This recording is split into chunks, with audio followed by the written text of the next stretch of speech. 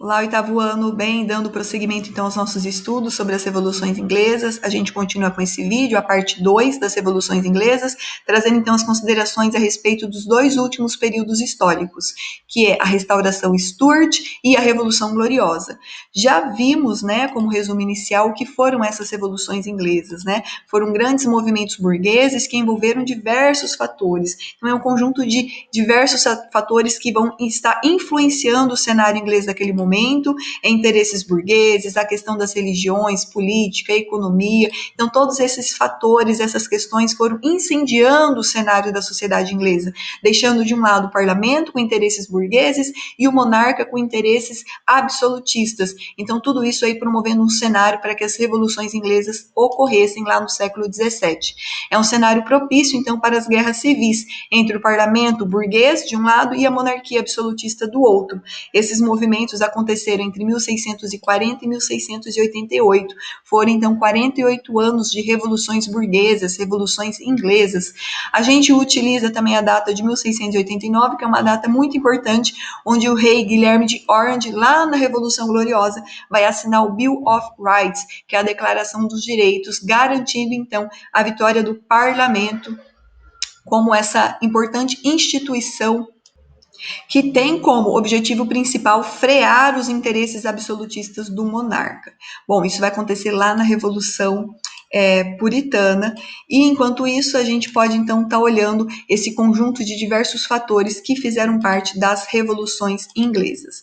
Até o momento aqui nós já vimos os dois principais períodos, os dois primeiros períodos históricos das revoluções inglesas, que foi a Revolução Puritana e a República de Oliver Cromwell, né, que são as revoluções inglesas, para a gente estar lembrando, é dividida em 4 fases. Revolução Puritana, República de Oliver Cromwell e as duas últimas com a Restauração Stuart e a Revolução Gloriosa. Então temos essas 4 fases importantes para as revoluções inglesas. Lá no primeiro momento, o parlamento vence a monarquia de Carlos I, onde você vai ter a figura do líder Oliver Cromwell, onde ele instaura a república com ares de ditadura, né, o segundo período das revoluções inglesas, conhecida como República de Cromwell, e você vai ter aí o parlamento com interesses burgueses e se articulando para derrubar a República de Cromwell. O parlamento percebe que Oliver Cromwell não consegue defender os interesses burgueses, que ele também tem ares absolutistas no seu governo, apesar de ser república, e aí você vai ter o parlamento novamente se articulando para terminar, romper a República de Oliver Cromwell e instaurar então novamente uma monarquia, onde de fato pudesse ser uma monarquia parlamentarista. E lembrando aí dos movimentos populares e religiosos, considerados mais radicais, como os Diggers e os Leverers. Eles foram perseguidos tanto com o governo de Carlos I, na República de Oliver Cromwell, na restauração dos Stuart também. Então você vai ter aí um processo de muita perseguição política e religiosa para esses movimentos considerados mais radicais. Na República de Oliver Cromwell, né, após a sua morte, seu filho Ricardo assume o poder, mas a insatisfação era geral e queriam a volta da monarquia. Então o parlamento novamente se articula para terminar a República de Oliver Cromwell e restaurar a dinastia Stuart. O parlamento chamou de volta o filho de Carlos I, com o título de Carlos II, restaurando então a monarquia na Inglaterra. Aqui nós temos a figura de Oliver Cromwell, né, como esse grande líder revolucionário, e aí trazendo então, só para relembrar algumas características de seu governo, que apesar dele representar o parlamento, os interesses burgueses no primeiro momento, quando ele assume o poder, ele assume aí com seus ideais um pouco mais conservadores, extremistas, impedindo então os interesses do parlamento, os interesses da burguesia, de fato estarem atuando na política inglesa. Então a gente vai ter esse cenário aí para a República de Oliver Cromwell. Não esquecer dos atos de navegação, onde a Inglaterra finalmente quebra a hegemonia holandesa e promovendo então um rápido desenvolvimento econômico inglês. Apesar disso, as suas ações extremistas de muita perseguição aos opositores, perseguição religiosa também, vai fazer com que a monarquia, vai fazer com que o parlamento se articule novamente para derrubar Oliver Cromwell ou seu filho do poder, né? Após a morte de Oliver Cromwell, quem assume é seu filho, Ricardo. Então, é o fim da República Cromwell e novamente, então, monarquia volta, e aqui a gente entra no terceiro período das revoluções inglesas, conhecida como Restauração Stuart, onde você vai ter o governo de Carlos II e o governo de Jaime II. O parlamento é que tem como objetivo essa harmonia, essa criação de uma monarquia parlamentarista, onde o monarca vai ter poderes limitados de acordo com os interesses do parlamento. Com medo do radicalismo, Levers e Digger, os burgueses acabam apoiando o retorno da dinastia Stuart. Aqui o parlamento vai ter medo e um receio de dois fatores, dessa república com ares ditatoriais, de Cromwell e de seu filho, e também com um certo receio aí dos movimentos populares que estarão acontecendo. No governo de Carlos II, a gente vai ver que ele vai conceder uma certa liberdade religiosa para beneficiar os católicos, foi impedido pelo parlamento, aí a gente traz o cenário religioso de novo, o parlamento com alianças protestantes, os monarcas com alianças católicas, novamente aí trazendo um cenário de instabilidade religiosa. Ele dissolve o parlamento em 1681, após descobrir uma conspiração para matá-lo, por causa aí de sua aproximação com os católicos. Então teremos aí um cenário de instabilidade religiosa novamente. Apesar do parlamento ter apoiado o retorno da monarquia, a monarquia aí não consegue trazer uma certa harmonia entre os poderes para a política inglesa. Depois do governo de Carlos II, nós temos o governo de Jaime II. Durante o exílio, ele vai se converter ao catolicismo, que novamente vai trazer uma crise de exclusão e uma crise religiosa. Ele era irmão de Carlos II, era o próximo na linha sucessória. Ele restabelece as liberdades católicas de forma autoritária, então novamente aí trazendo um cenário religioso, tanto com Jaime II, tanto com Carlos II, quanto com Jaime II novamente. E aí, o parlamento, ele começa a se articular. O que fazer agora? Qual é a saída qual é a melhor saída diante de todo esse cenário caótico, de instabilidade, com todas essas questões de religião, política, economia? Eles têm medo dos grupos populares mais radicais, eles não querem a volta de uma república, porque a república de Oliver Cromwell também tinha áreas ditatoriais, também houve conflitos com o parlamento, e enfim. Quando eles olham todo aquele cenário, o parlamento então se articula novamente, e aí que a gente consegue ver esse poder político, esse poder político articulado através do parlamento, e aí ele se articula com Guilherme de Orange. Guilherme de Orange era um rei casado com a filha de Jaime II. Então, o parlamento, ele permite com que Guilherme de Orange invada a Inglaterra, finaliza o governo de Jaime II e inaugura de novo uma nova fase monárquica, para que de fato pudesse ser uma monarquia parlamentarista. Esse é o principal objetivo do parlamento. O parlamento, ele não tem nenhum problema com a presença do rei, ele quer a presença do rei, mas de uma forma parlamentarista, tá? Então, aqui a gente entra no quarto período histórico das revoluções inglesas, conhecida como Revolução Gloriosa, onde o parlamento, afrontado pelo absolutismo de Jaime II e temendo aí esse retorno do poder católico e também esse poder aí dos grupos populares mais radicais, como a gente viu dos Diggers e dos Levers, convidam Guilherme de Orange a invadir a França. Jaime II resolve não resistir e acaba fugindo para a França. O parlamento então se associa a Guilherme de Orange com o título agora de Guilherme III e obriga o novo rei então a assinar o Bill of Rights em 1689.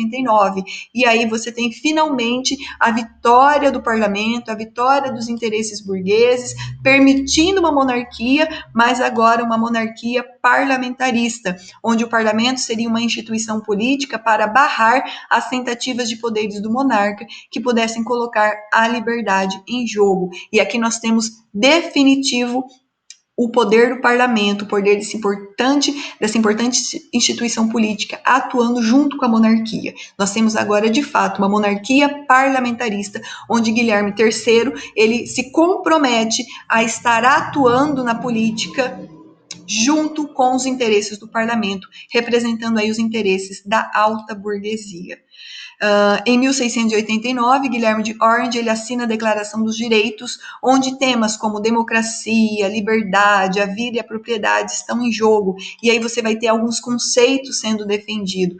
Tudo isso pertencente ao Bill of Rights, onde o rei reinava, mas não governava sozinho, onde você vai ter a questão da liberdade da imprensa, onde o parlamento é que vai decidir sobre sobre a questão dos impostos, e vai ser aí como questão de direito a liberdade individual, a liberdade de propriedade, a questão do trabalho, a questão do incentivo às manufaturas, que vai estar acontecendo logo após as revoluções inglesas, com o movimento da Revolução Industrial, onde a Inglaterra toma a frente de todo um processo agora econômico, e também para a questão do direito e da justiça, a presença do habeas corpus e do júri popular.